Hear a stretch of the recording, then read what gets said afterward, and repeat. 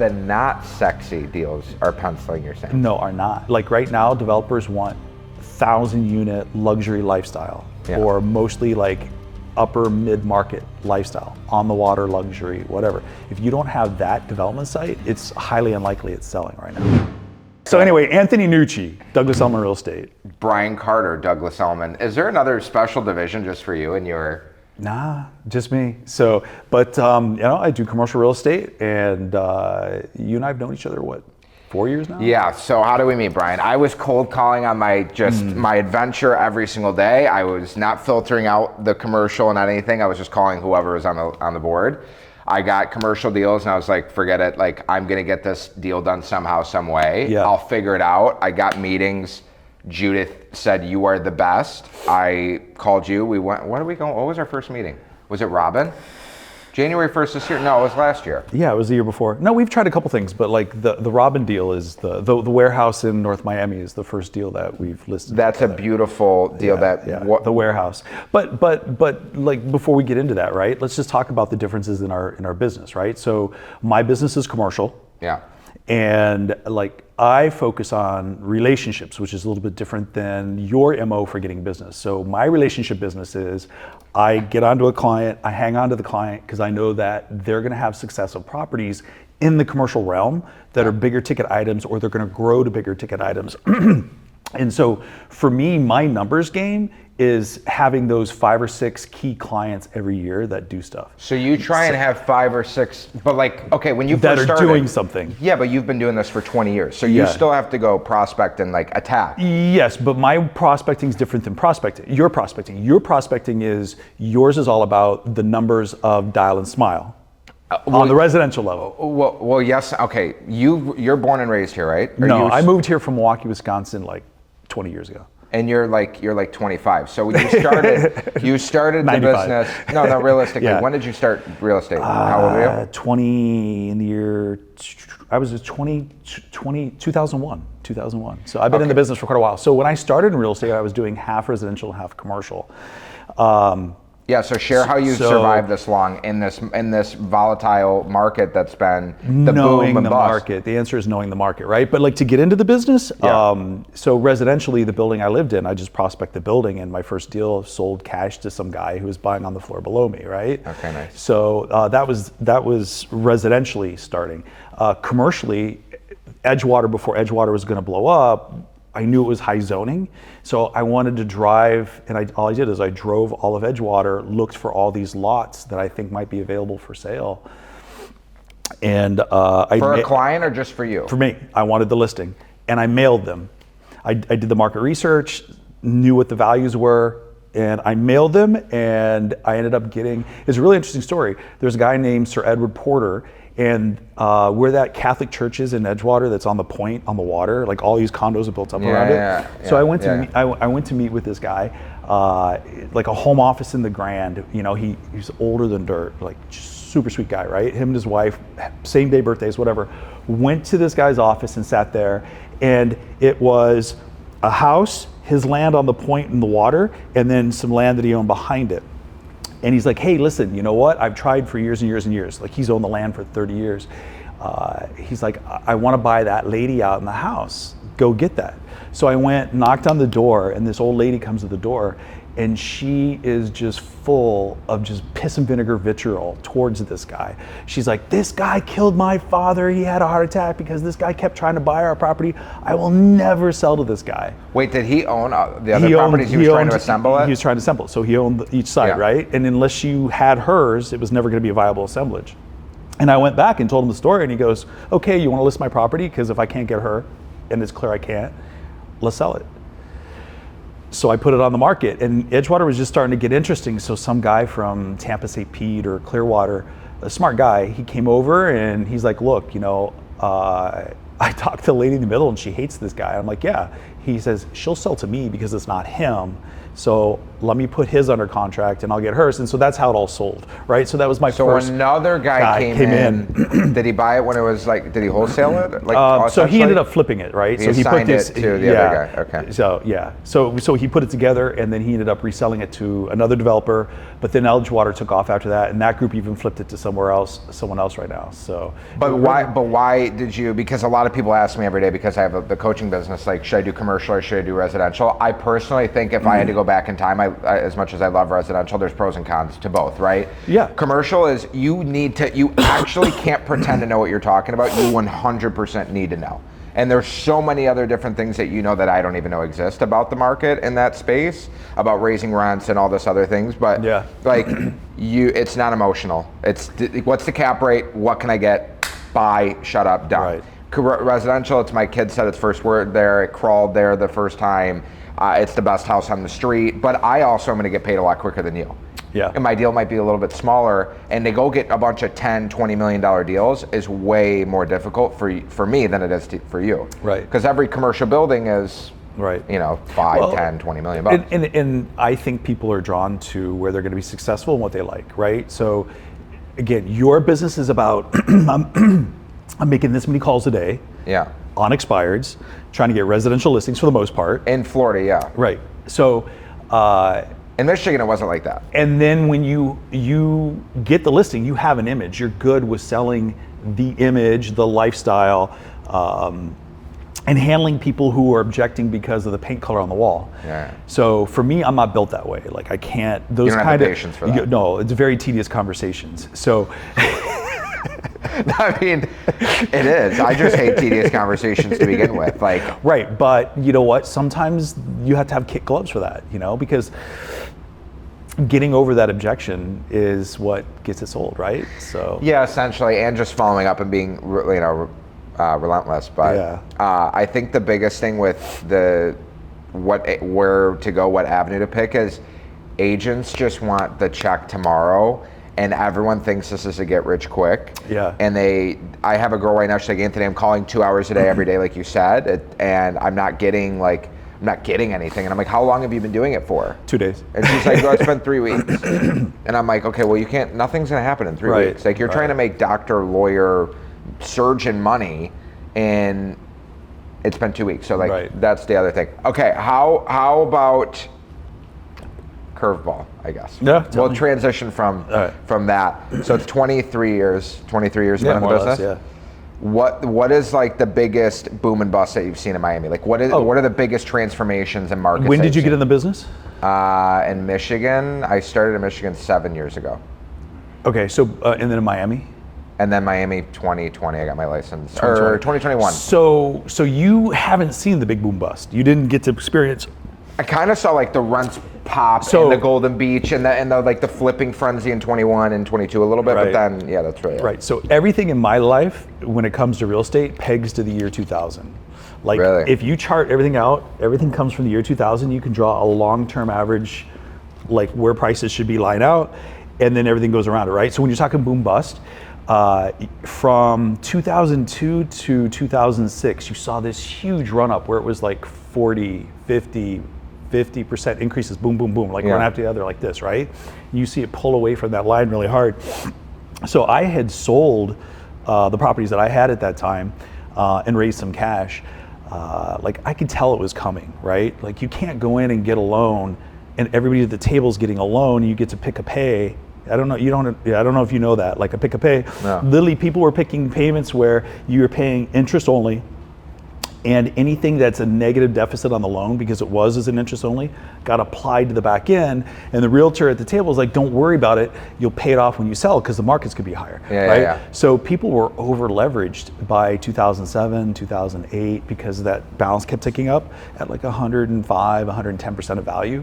And then literally in 2006, a hurricane came through here and it felt like someone turned a light switch off. Demand stopped, no calls, no buyers walking in, nothing. Like it was just nothing. So what did you do? Well, you live off your cash, and then you continue to work your relationships so you can get sales. But you pivoted. Like every realtor in the world became an expert within 18 months on short sales, foreclosure, bank foreclosure sales. That's you just pivoted. I've only had to deal with that a couple times. You pivoted. And then, the market was done cratering by December 2009, January 2010. So I bought a couple condos at that point. And then you pivot again, right? There's still short sales, there's still foreclosures, but there's a lot fewer of them. Yeah. And then you just look at selling long-term value again and convincing people, giving them the confidence that if you buy now, it's going to be okay. Because people were just hammered. So many people went through a foreclosure or a short sale. Yeah. So that was the biggest turn down. And you have to be prepared for it. You always, as a realtor, you should have at least 6 months of your total expenses saved up, at least if not a year. Yeah, I was just going to ask you. So I want to give a lot of insight to real estate agents or people that are going to, get their license or that are thinking about it, or that are part-time that want to go full-time, and give some value and education. So that's a big thing that I get asked a lot. You say 6 months, I say 3 to 4. Because I'm very aggressive. Right. You're also commercial. But I lived through the depression for real estate in the 2000s, right? So for me, I know that you have to have sustainability. So what would you say your 30 to 90 day game plan would be if you were a brand new 25-year-old agent new to Miami and you want to do commercial? What would you tell that person to do? Go to one of the firms that put you on a team that are really going to train you. Marcus and Millichap, you're not going to make you're less than a 50% split by the time everything's taken out, but you're on a team, and it's like a boiler room, and it's worse than Anthony Nucci School of Real Estate. You're sitting there smiling and dialing, and you're working on teams, whether it's a land deal team or it's a multifamily team or an industrial team, and you are literally just calling to try to build those relationships, get those listings, and pump it out there and build yourself as that team, as a brand, right? And survive it. Sometimes to get into real estate in general, you leverage the relationships you have. Hopefully you have some coming in. No, he's an animal though. He found me on Instagram. This is why I'm so big on social media. And he's like, look, dude, I can't watch you cold call and do $2 million deals anymore. Call Sunset Island, call Venetian, leverage my sales, and go do $20, $30 million deals with me. There you go. And it's just I don't have the bandwidth to do that right now. But I did it for a little bit. We worked on a few deals. We have a few leads. But I think that that's the difference. So that's a social media win, right? That's a social media. I wouldn't get in half the doors if I didn't have social media. Right. I have people around me that are like, man, these people on social media, sometimes it's a little cringe. They're putting themselves out there, in all these ways that maybe some people might be like, wow, is that really professional or whatever? But it's a persona, it's a personality, it is a lifestyle. And it works for some people. It's really worked for you, right? So how long did it? But it's tiring, right? I mean, it's a full-time thing. So hosting every day is a full-time job. Yes. Being a coach is a full-time job. Being a real estate agent is a full-time job. Yeah. And it's hard, but I somehow find a way to do it. And as far as the social media thing goes, I've always battled with I'm out there, I'm funny and entertaining, but I also have to be professional. So I've always had I literally 10 years ago was I think I'm just going to try and be like Logan Paul, and I'll just be an idiot on social media, who's making 100 million. Look at the Nelk boys. You know who they are? No. They would literally, you know who they are, right? They literally would do pranks and Dick's Sporting Goods, Walmart, golf. They would go to a golf course and air horn the people. They're literally, you're gonna love this. They made a seltzer, it's called Happy Dad, the beer. Okay. They made that. All right. From their brand. They're all making tens of millions of dollars a year. They're 24, 25 years old. They're flying with Trump on Trump Force One, whatever you want to call it. Whether you love him or hate him, I'm saying he got to that level by pranking, being it was a joke. So I'm like, all right, But it got him the clicks. But it got him the clicks, it got him the money, it got him the leverage. Then he hangs out with Dana White every weekend. He literally can go to any UFC fight. So the power of social media is 100% real. But how long did it take you from starting your 2 years? 2 years. Of every day posting 5-6 days a week. And what I can tell you is that for me, my postings are more educational, more market related stuff. You know what I mean? And for me that works because that's my comfort zone. But I just feel in commercial real estate it wouldn't work for you if you were like me. But people know just like you, they know when I walk in the door and sit down. If they've been checking me out on social media, they know who I am. So I see that power, right? So it's kind of hard because it's like an online calling card where people can check you out without, like, it's their safe space. Yeah, like if you didn't know me and you've never seen anything, no resume, no sales, nothing, you'd just be like, all right, this guy is an arrogant douchebag who's very aggressive. Probably. Well, no, I mean, look, everybody has their own filter, right? Their own opinion. I know I'm out there. I'm not trying to be like that, but I think that's my I think that Give it to me, Brian. What do you think? I think that the coaching part that you preach and that you sell, you live it, right? So it's genuine. And then on top of it, that's how you built your business, is the combination of, it's like a trifecta, right? Social it's the coach, it's like the media, this is my life, this is what I do, and I do it, and it works, and it feedbacks on itself, and so I'm building the success because of all this stuff. It works great. I think there's a lot of people out there that post without like goals. Like yours is an intent and a goal to what you want to get to, right? Yeah. So yours works very well. I see other people that are, I don't want to say they're floundering, but it's just sort of like, where you're trying to get to. Yeah, well, everyone tries to be everything at once. Like it'd be like me trying to be commercial, do residential, run Michigan, run Florida. It's not possible. Like when people see you in one state, that's where they're gonna gravitate towards, and they're going to forget. They want, it's a service-based business. If I'm a painter and I'm not in Michigan, and that's where I started my painting business, I'm not going to get calls anymore. Even so, if have you given up Michigan? I haven't given it up, but I have my 5 or 6 loyal clients that have been like family friends, and that I may have cold called 5 years ago, but I see them every time I visit for holidays, or I take them to dinner and I give them gifts or whatnot. But it's hard.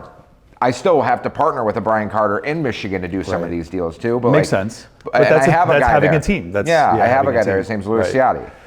But the thing is, people know that. All right, you might have seen me on social media and be like, I don't know, but like he seems like he's got a good work ethic. Yeah. But rest assured, you give me an opportunity. You've seen this. I will find the right person to get it done. Like Anthony, we need to buy a rocket ship. I'm like, okay, I don't know I don't have rocket ships, but I will find one, and I will broker the deal, and I will get it done. I will not sleep until it's done. Right. And that's the right go-to attitude. Yeah, that's what that's just my go-to attitude. I think you probably, when you first interact with me, you're like, I don't know. You probably didn't. That's fine, because I called you a couple times and you wouldn't answer my calls. Now when I call, you're like, all right, this guy's actually brought listings. He's actually bringing value. Yeah. So Danny, who works with me in the business, knows there's, and how do I put this? The pretenders. No. Kind of, but it's in luxury real estate, especially like with the new that story.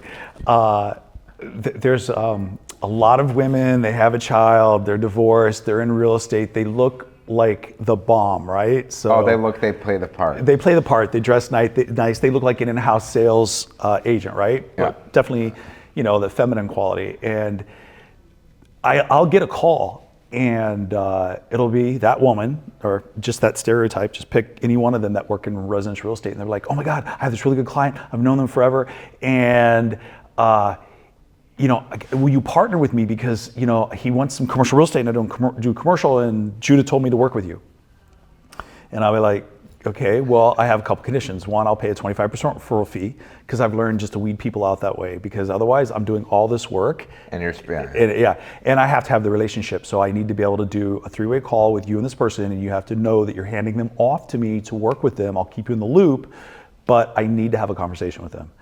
And eventually they either go away or she does the deal with me, right? Yeah. So I'll tell you 4 out of 5 times I'll get on the phone and the guy's like not really clued in on why he's having the call. And he's like, who are you? Why are we doing this call? Like, and the girl's on the phone, right? And I'll be like, oh, well, so-and-so said that you guys were longtime clients and that you were looking for a 6 cap in this like $5 million price range, right? Like some, unreasonable ask or something like that. And it's just quiet for a minute. He goes, oh, I just met her at the bar last night.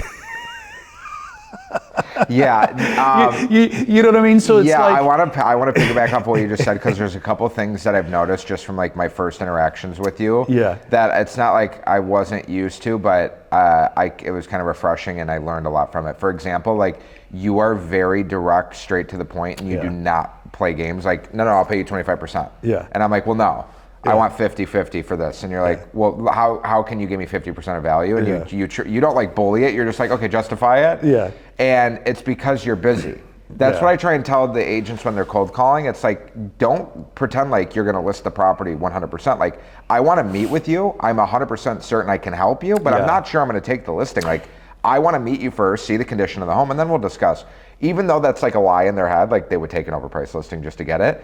When you deliver that, like in the seller's subconscious, so like, okay, you're flipping your value proposition. yeah, you're like soft, you're like reverse selling, and the seller is going to be like, okay, like, all right, maybe this person is legit. Like, I know, even if I never saw one of your sales before, I'd be like, okay, this guy, he's doing business. Yeah. He's not playing games. He's very firm on his stance. For me, I'd rather lose some business to not be busy. Like you know what I mean? Right. I'd rather have good busy than bad busy. Right. I'd rather have free time to go get good business than be busy with bad business. Right. And sometimes those types of agents coming in, they're wanting half for the fact that they met some guy that bought him a drink. I met him at the bar last night. That's amazing. What are your like just to transition a little bit, like where do you think the next 2 or 3 like booming markets are going to be? Like, does Brickell have like a huge uprise in the future here? North Bay Village. Let's talk about the market. Yes, please. Let's talk about the market. You are. So you're the resi guy, and what people don't know realistically is, I do a lot of land sales and multifamily. What's going on in the resi market directly is like a leading indicator of what's going to happen in the commercial market when it comes to land development sales and the type and the multifamily. So, this is Elliman's report, very good report, past 2 months, put out in October, and it says this is what's up.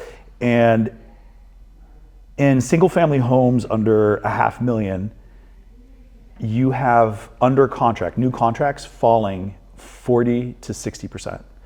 Year over year? Year over year. Yeah. Last time I read it was like 35%. Yeah, so you got 40, 20, 68, right? So that's under $500,000 for single family homes. And when you look at it, it's clearly because there's just not enough inventory, right? So that's a good thing for single family homes. But then when you look in the luxury market? Yeah, segment it, right? So if you are in the 3 million to under 10 million, new signed contracts is down 12%, but inventory is up. It's not a good sign. For the luxury market of 10 million above, your contracts are up, new contracts are up 50%. So it's telling me that in the aspirational luxury market under 10 million, you might have a problem for a while in slow sales because inventories are increasing, but they're not going on a contract. Yeah. So how are you going to pivot on that segment for single family home, not above 10 million? So my business model has kind of switched recently because I built a good foundation of like relationships. So I'm going to keep like nurturing the relationships I have to try and leverage more business. Yeah. Out of the coaching business I have too, there's 560 agents and they're around the world, and like 80 of them are in Florida. So they're constantly asking me to like go on listing appointments with them and call. Okay, good. So, and then I have the small little team of 3 now. We had to let some people go because they just weren't working. So we're calling the luxury market because I believe that. But what segment of the luxury market? 3 to 10 million or 10 million above? I would say 5 million and up. So I know I'm getting caught in a little bit on the lower end. So that's where it's softening, right? Inventory's increasing. But the best $3 to $5 million market that I can find too. Like I'm going to call Eastern Shores. I'm going to call. Well, okay, now we're going into another price point, but I'm going to call Golden Beach. Right. I'll call Venetian, but like I'm smart with when I do that. Like I will call an Alex Goldstein who dominates Golden Beach and has market share, or Jonathan Bigelman, and say, hey man, like can I call around these listings and name drop you? And if I get a deal, we'll split it 50-50. Okay, let me go to the islands. Hey, I've asked Dina before, but she's not as, as accommodating. She doesn't need to. She doesn't need to be, and I don't get that. Yeah. I love Dina. So you're not on CNBC, Dina is. Yeah, exactly, right? I didn't sell 770 million ever. So I'll call Jordan and I'll be like, Jordan, like, can I leverage your sale? and say that I sold it with you. Yeah. And he'll give me permission. And I do it that way because I'd rather have 10% of a watermelon than 50% of a grape. Right. So that's how I'm going to pivot, and then cater the marketing and content towards that too. Because you're talking to a different audience. Right. So that's what I'm going to do. What are you going to do? So you do single, we'll get there in a minute. So single family and then condos, right? So that was single family. Now the condo market's looking a lot worse. It is worse because I have two listings right now. One for $550 and one for $330 that were referrals from higher end clients that they just have like other sporadic things in their portfolio because I wouldn't typically target that. But no ego. Anyway, they're sitting. They're sitting. They're sitting and they're very slow traffic and nothing in the buildings that they're in are moving either. So condos from 400,000 to 5 million, the market's flat with increasing inventory. So newly signed contracts, flat. There's not an increase in those and there's increasing inventory. Over 5 million, there is an increase in contracts under condos under contract above 5 million, that's increased 12%. And then if you look at the new listings, inventory's up year over year for like 30 to 40%. So like, is that worth going after those listings? No, that's what I say too.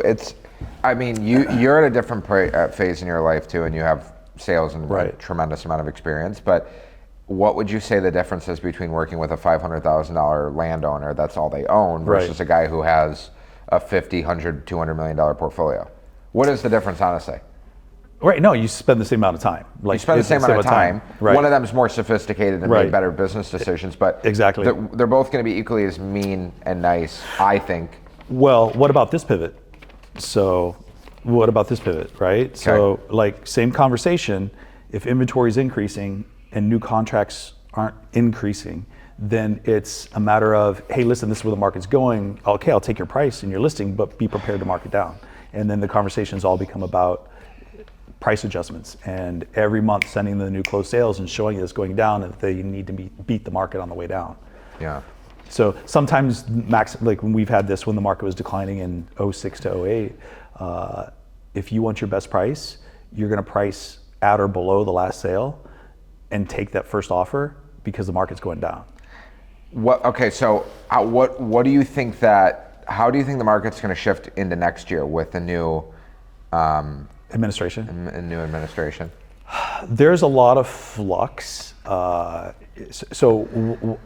Interestingly, Trump will claim that he has a mandate, but he had 2 million fewer voters show up for him than the last election, right? Okay. So if you won, but 2 million more people didn't show up for you, that signals something, right?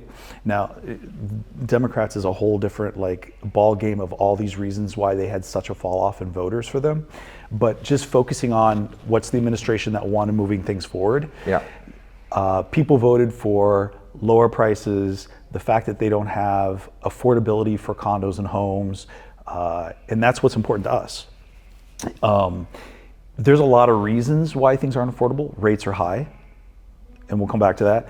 And if you look at who were the big buyers of real estate when the market crashed, they were the cash buyers of Blackstone, Starwood, or whatever. So there's literally hundreds of thousands of just homes that aren't part of the inventory that's holding the price high artificially. They would have to be sellers to bring that price down. And I don't think people who voted understood that.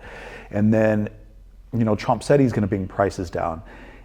If he's successful, it's because he's created a recession.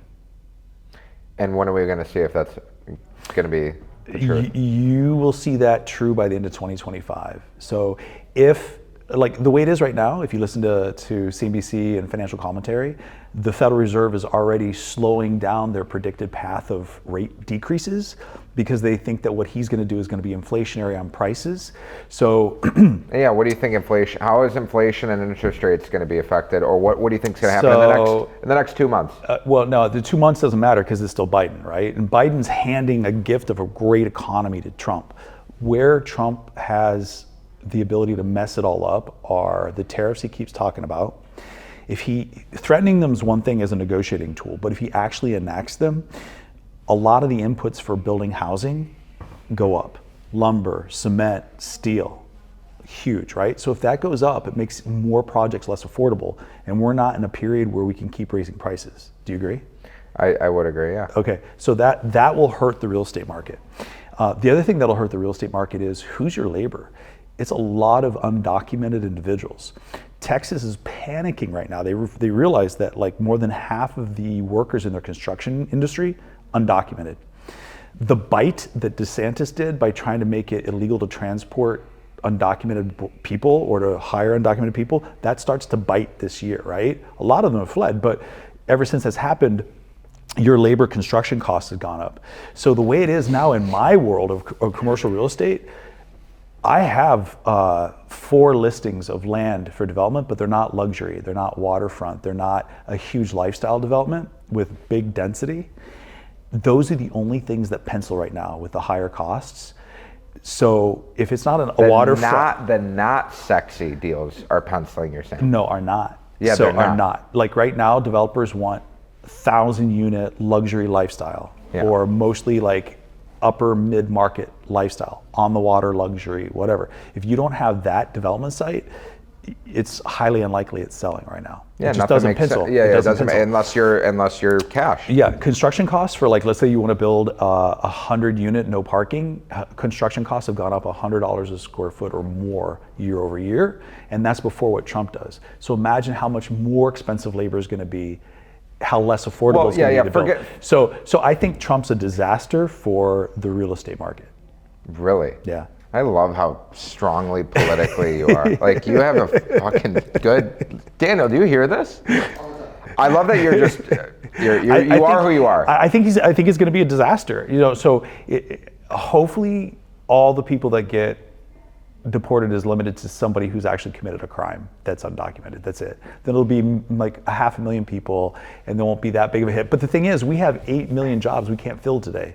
So we need more immigration, not less. I think you need to be on with some of these guys like Lex Friedman, like Joe Rogan. Like, I think you would do it great. I really think you would. Yeah, I don't respect Joe Rogan anymore. Really? Yeah, because honestly, this might be engaging. Let's roll down this path. Real estate's boring. He at the last moment endorsed Trump, not because maybe he's loyal to Trump, right?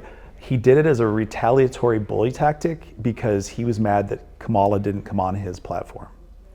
They were negotiating for weeks. She didn't come on, and right after that, he endorsed Trump, and he did it as a retaliatory thing. So Rogan. But how do you know that that's for certain, though? You can smell things, right? So the thing is with Rogan, you have to respect. Rogan has a very he's like number one in the world. With yeah, this right. podcast. So you got to respect it. That's power, and the learning, the learning takeaway of this election was like when TV media first came on. If you didn't do TV well, like the JFK versus Nixon debate, like if you study that, Kennedy won and he was the not the better debater. Nixon had the content, but Nixon was sweaty and he looked like he had scruff. JFK looked like this smart, clean cut, good looking, brilliant guy, right? So this was that election where the media switched. If you didn't go hit the top 20 podcasts, you aren't going to win, because we've been moved into such political media silos that you're not getting into the voter that you need to as a Democrat, and the Democrats don't do those podcasts. That's the takeaway. But I feel like, I mean, I didn't study it well enough. I can't speak on that, but she didn't do any podcasts at all? I'm sure she was on a few. She did very safe Democratic silos, but that's not how you were going to win this election. You had to get into enemy territory. You needed to get into where most Americans are going to go. Like, if I want to get elected, I'm going on Joe Rogan, and I'm going to be prepared, right? Like, you got to be on Joe Rogan. She didn't do it because she felt like she'd be attacked. She would be attacked. Like, when I look at the interview, Trump was given a wide berth and not really challenged on stuff, just to kind of meander through a conversation. When she goes on any media, they're like, boom, boom, boom, boom. What about this? Prove this, da da da da da.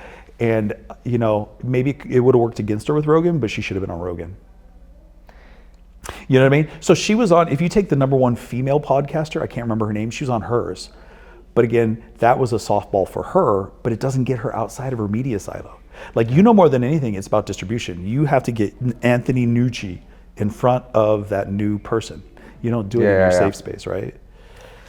Well, I feel like I'm always uncomfortable. I mean, you're making content. You're like, later, I'm going to go walk around Design District with a camera in my face, and it's going to be uncomfortable. And that's like, you have to get attention. You have to do things that are not, your typical norm. Yeah. And that's to go way back to where we first started this conversation, when I was in the journey of posting content. I would ask people that were ahead of me saying like, hey, what am I doing wrong? And they're like, bro, like you're sitting down talking to a camera by yourself, and like it's a nice chair and everything, but like go outside, try something different. Variable, yeah. Yeah, like go walk outside, go walk through a mall. Mix it up. Cold call, yeah, mix it up, try different things, and then you eventually keep testing it, one thing's gonna stick, and you just measure it. Like go on your analytics, it'll tell you the best time to post, what's engaged the best, what's boosted the best, and whatever's done the best organically, just boost that. You just kind of follow that trajectory. We're going all over the place. That's okay. So bottom line, back to real estate. It's going to be a rough 2 years if Trump does the tariffs and the deportations for real estate, especially in Miami. What people don't realize about Miami is it's very volatile, boom bust in these 10-year cycle swings. Yeah. You know what I mean? So what's not really being reported in the data is that, yeah, you have this wealthy elite rolling in, but you have all these people that no longer can afford it moving out. And that's the breadth of the market. Yeah. You know what I mean? And that's where you're going to see condos that are $1 million selling for $750 in 2 years. You know, and then there's other headwinds too, which, you know, the state of Florida, Ron DeSantis really messed up. You know, the overreaction to the horrible tragedy where that condo collapsed and killed all the people, right? So too fast is how they're rolling in the reserve studies and the requirement to reserve to a reserve study, right? So there's these huge assessments that all these buildings are going through. 1060 Brickell's one, they have a $21 million assessment, right? Your value is going to go down in that building, you know. It just is, because it's like a bond, right? Your assessments go up, that goes down. And just across all buildings, you know, it used to be, and you're kind of like familiar with mortgage lending, as long as you as a board had 10% set aside for reserves every year, a lender felt like you were golden. Now you have to reserve to the reserve study. So like even in my condo where I was the president, ours doubled, right? So our maintenance fee went up $150. We're one of the most affordable. Where are you at? Are you in? The preserved townhomes at Miami Shores. Okay. Yeah, so really nice townhomes. But when you look at Edgewater, their maintenance fees went up $300 to $500, $700 a month. That's huge. You know, an owner who might have been getting 3% on owning their condo as an investment is now getting 0 every month, right? Like, how long are you going to hold on to that if you're not from a foreign country that's trying to protect yourself from a devaluation on their country's currency, right? Yeah. Everybody else in the United States is looking at that and saying, I can find a better place for my money. So then the inventory starts increasing because everybody wants to sell. So let me ask you a question. Over the next 2 years, where do you think the safest asset class is?